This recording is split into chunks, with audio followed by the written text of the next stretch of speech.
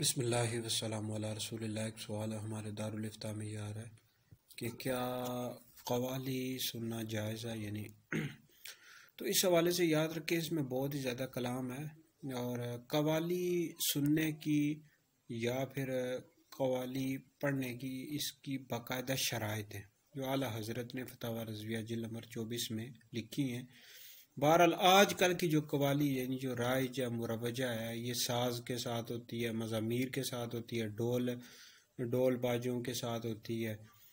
اور جو پڑھنے والے ہوتے ہیں یہ بھی فاسق ہوتے ہیں یعنی بے نمازی ہوتے ہیں اکثر، اور داڑھی منڈے ہوتے ہیں۔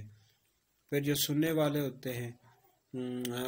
وہ بھی باشرہ ہوں اور ان میں کوئی امرد نہ ہو، بچہ نہ ہو، امرد بچہ نہ ہو، تو اور کلام بھی جو ہے وہ شریعت کے مطابق ہو، اور پھر یہ ہے کہ وہ جو قوالی ہے اس کا جو کلام ہے شریعت کے مطابق ہونا چاہیے، یعنی کچھ شرائط ہیں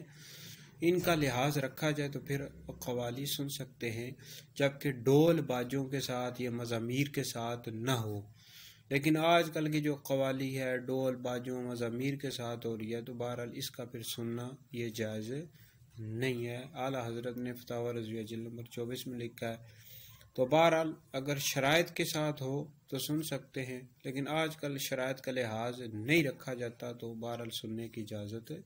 نہیں ہے۔